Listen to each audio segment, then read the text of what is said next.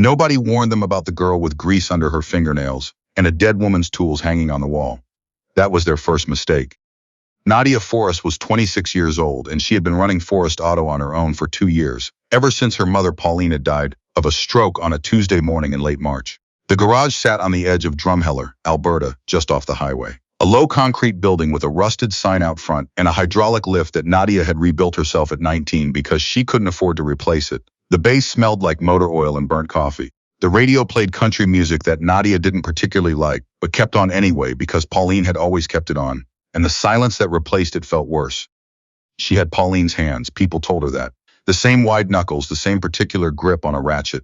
She had grown up watching her mother work on trucks and fleet vehicles and every broken-down machine that rolled in off the Trans-Canada, and somewhere along the way she had absorbed not just the knowledge but the posture, the patience, the way of standing still in front of a problem until the problem revealed itself.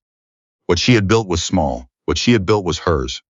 The first letter from Callaway Resources arrived in February, 8 months after she had taken over the business. A polite letter on heavy paper, with a logo and a Calgary address explaining that Callaway was pursuing an infrastructure expansion in the region and had identified her property as a potential site of interest. The number they offered was $280,000. Nadia had looked at it for a long time, then folded it in half and set it in the drawer where she kept the shop's tax records.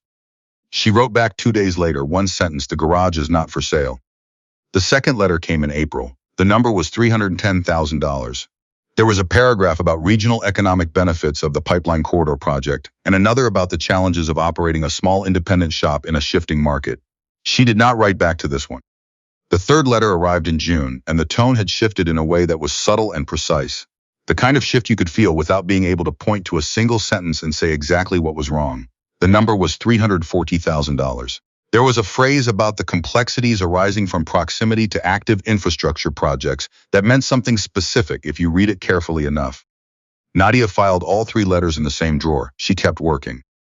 That was the summer she started noticing the dark green truck parked on the shoulder of the highway across from the garage.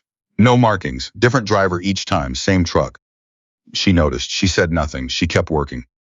The night they came, she was finishing up a rear differential on a 2009 Ram pickup that belonged to a grain farmer from outside Morin. It was nearly 11. She had been at it since 7 in the morning, and her back hurt and she had not eaten since noon, but she had promised the man his truck by Thursday, and she kept her promises. She heard the glass break at the back of the bay before she saw anything, a single clean sound that didn't belong. She straightened up from under the truck, wrench still in her hand. There were 3 of them. They had come through the back service entrance she'd left unlocked, because she always left it unlocked when she worked late. The one in front was older, mid-40s, with a corporate quality that looked out of place in a garage at 11 at night. Clean jacket, clean hands, the particular relaxed confidence of a man accustomed to other people carrying out the difficult parts. The 2 behind him were built differently. He looked at her the way you look at a smaller problem than you expected. "Miss Forrest," he said, "sorry about the window. That was unnecessary." She looked at him. She looked at the 2 men behind him. She looked at the wrench in her hand and made a calculation. "What do you want?" she said. "I think you know," he said. "Our organization has been very patient. I understand this place means something to you. But sentiment has a cost, and I'm here to make sure you understand what that cost looks like in practical terms." He nodded to the man on his left. That man walked to the tool rack along the east wall, the one where Pauline's tools hung in the order Pauline had arranged them, a system that made sense only to people who had worked alongside her, and swept the entire rack with one arm. Everything crashed to the floor. 30 years of accumulated tools. Pauline's torque wrenches. The set of combination spanners she'd saved over a year to buy. A socket set so organized it was almost a kind of devotion. Nadia didn't move. Something happened inside her chest that she could not have named out loud. "Sign the transfer agreement tonight," the man said, producing a folded set of papers from his jacket, "and this is the extent of it. You walk away with $340,000 and you start over somewhere without the history attached. Or," he said, "you don't sign and we come back tomorrow." And the night after that, he looked around the garage, at the walls, at the lift, at the bay floor with its years of stained concrete. "Things can get expensive to repair," he said. Nadia looked at the papers. She looked at Pauline's tools on the floor. She felt something old and cold settle into her ribcage. Not fear exactly, something that required its own word. "No," she said. He looked at her for a long moment. He folded the papers and put them back in his jacket. "Think about it overnight," he said. "We'll be in touch." They left the way they came. She heard a vehicle start outside and pull onto the highway. Nadia stood in the empty garage. The radio was still playing. She stood there until she was certain they were gone, and then she picked up every one of Pauline's tools off the floor, one by one, and put them back where they belonged. She did not call anyone that night. She sat at the small desk in the back office, the one where Pauline used to sit to do invoices, and she looked at the 3 letters from Callaway Resources laid out in a row, and she thought about what she was and what she was not. She was 26 years old. She had no business partner, no family in Alberta, no connections that could reach the kind of people who sent men in dark clothing to garages after 11 at night. She was also Pauline Forrest's daughter. She opened the bottom drawer of the desk. Underneath the warranty files and the old shop ledgers, there was a small notebook, the kind with a black cover and lined pages, the kind Pauline had always kept in her shirt pocket. Nadia had found it after the funeral and hadn't been able to go through it fully. She had put it in the drawer and left it there. She opened it now. Most of it was Pauline's handwriting. Notes to herself, part numbers, the names of suppliers. Near the back, in handwriting slightly more careful than the rest, a name and a phone number. And underneath, 3 words that Pauline had underlined twice. If you need. The name was Alistair Steele Corbett. Nadia had never heard that name. She had no idea who he was or why her mother had written his number in the back of a notebook with a double underline. It was at least 10 years old, judging by the fading. She didn't know if the number still worked. She sat there until 2 in the morning, looking at it. Then she picked up her phone. It rang 4 times. She was expecting voicemail. Who is this? The voice was deep and unhurried, a voice that had been woken up and didn't seem bothered by it. My name is Nadia Forrest, she said. My mother was Pauline Forrest. She kept your number for 10 years and wrote 3 words next to it. I think tonight might be what she meant. A silence, long enough that she thought she'd lost the call. Pauline, the man said slowly, in the way you say the name of someone you have not said out loud in a very long time. She died 2 years ago, Nadia said. I've been running the garage. Another pause. She could feel him putting pieces together across the distance. What happened tonight, he said. She told him. She went through it the same way she approached a mechanical problem. Start at the beginning, be accurate, don't editorialize. The truck on the highway, the letters, the 3 men, the tools on the floor, the papers she hadn't signed. He listened without interrupting. Don't call the local RCMP detachment yet, he said when she finished. Do you understand? She didn't, not fully, but she said yes.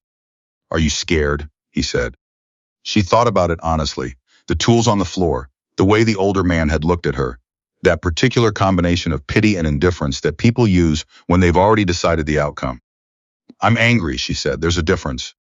A pause. Yes, he said there is. He told her to sit tight. He told her he was coming. The RCMP constable arrived the next morning at 9, before Nadia had opened the bay doors. His name was Brad Fenn, young, careful, with the kind of neutral expression that takes practice to maintain. He walked the garage, made notes, looked at the broken back window. He asked her to describe the 3 men and wrote everything down with what appeared to be genuine attentiveness. She watched the way his pen moved, the precise half-second delay between what she said and what he chose to record. She did not mention that she'd already made a call. At the door, Fenn paused. The same deliberate pause the man in the clean jacket had used, and Nadia wondered if people in a certain kind of work learned it as a technique, that beat of theater before the thing they actually came to say. Miss Forrest, he said, sometimes these situations have a way of clarifying what really matters to a person. I just hope you're thinking about what that is for you here. She held the door until he was back in his vehicle. She watched him drive away. Then she went inside and called Alistair Corbett's number back. She heard them before she saw them. She had spent the afternoon going through the office, the letters, the deed, the financial records. She had found a back issue of a community newsletter with a small item about a retired bookkeeper named Phyllis Dammit from the next town over, who had sold her family's property to a development company after what neighbors described as a difficult year. Nadia had read it at the time and thought nothing of it.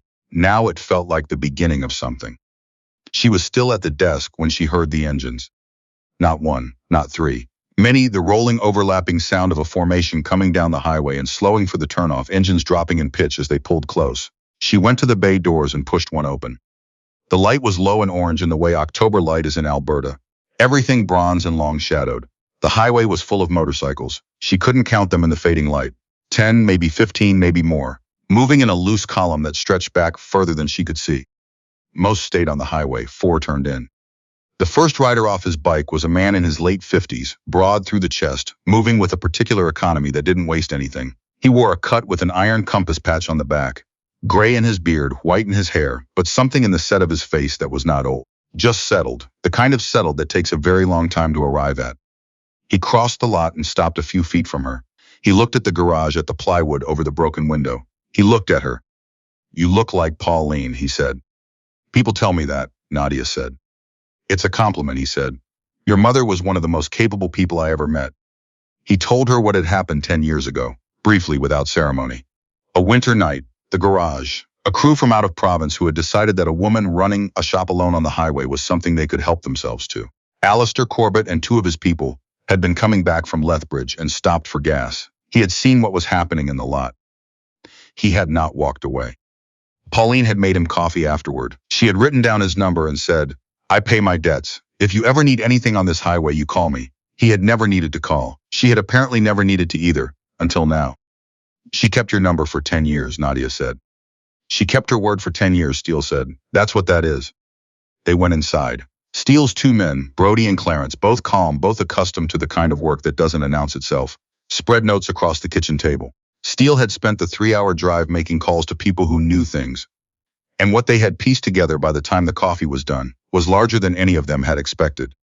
"Callaway Resources is a subsidiary," Steele said, "third layer down from a holding group called Meridian Northern. Same people ran a version of this in Manitoba 3 years ago, agricultural land in the path of a gas corridor. Same sequence, letters, lawyers, escalation to physical intimidation when the letters failed. Most people sold. Nobody was ever charged because each case looked like a personal decision made in isolation." "How many properties here?" Nadia said. "At least 5 in the corridor zone. 2 confirmed pressured sales in the past 18 months. The bookkeeper in your newsletter, a retired couple near Hannah. Possibly more we don't know about yet." He looked at her steadily. Each one looked isolated until someone stood still long enough to look at the whole pattern. "And now someone is," Nadia said. "Now someone is," he confirmed. His phone rang. He stepped outside. When he came back, his face had shifted, something in it very still in a particular way. "The site manager," he said. "Callaway's field coordinator for this corridor. His name is Grant Featherstone. He recorded the visit to your garage last night. Sent it to his supervisor this morning as confirmation of task completion." He paused. "It's their standard procedure, visual confirmation so nothing goes in writing. The video shows everything. The 3 men, the tools on the floor, the man in the jacket with the papers. Your face when you said no." The room went quiet. "They filmed their own crime," Nadia said. "They filmed what they intended to use as leverage," Steele said. "It's on a company server.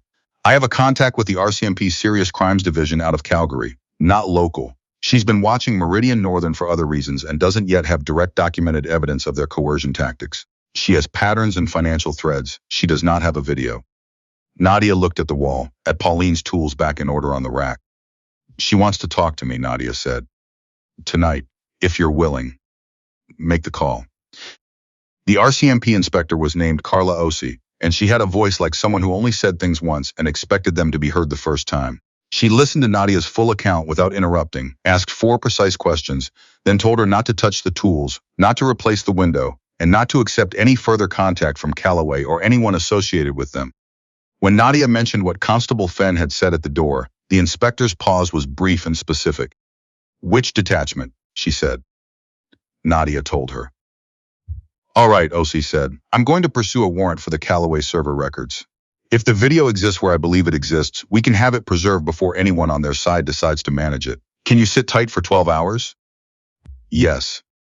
"Ms. Forrest," Inspector Osi said, "I want to be clear about what comes next. If this moves forward, Callaway and Meridian will respond. They have money and lawyers, and they will use both. It will be difficult." "I know. Why are you willing to be the front of it?" Nadia looked across the bay at Pauline's tools hanging in order on the wall. "Because my mother spent 30 years building this place," she said. "And because there are people in this corridor who sold things they didn't want to sell and went home feeling ashamed of it, and they shouldn't have. If you're already building a file on these people, then I'm the piece that makes it real enough to use." "I'm not moving." A pause. "All right," Osi said. Her voice had shifted slightly, not warmer exactly, but more certain, the way a thing sounds when it has found its footing. The warrant came through at 6 the next morning. The video had been preserved from the Callaway server before the company's legal team could act on the flag from Featherstone's supervisor, who had spent the night deliberating and had taken too long. Grant Featherstone was in RCMP custody by 7:15. He started talking before they were out of the parking lot, because men like Featherstone run calculations very quickly, and the calculation on cooperation versus silence was not complicated once the walls were already moving. What he said over the following hours reshaped everything. The 5 properties, the internal sequencing list, a documented order of holdouts, prioritized by land value and perceived isolation. 2 local officials who had received payments routed through a consulting company. Constable Fenn's name, and something none of them had anticipated. One of Meridian Northern's executives had sat on the Provincial Infrastructure Advisory Board when the corridor route was finalized. The route had been recommended in a direction that Meridian had already begun quietly acquiring land along. 6 months before the public announcement. They didn't react to the pipeline project. Steele said that evening, when the shape of it had become clear. They helped decide where it would go. And your garage was the last piece of the corridor they didn't control. That's not a property dispute, Nadia said. No, he said. It's federal. 3 days later, the garage was still standing and still hers. Steele and his people had stayed visible in the specific way that communicates certain things without a word being spoken.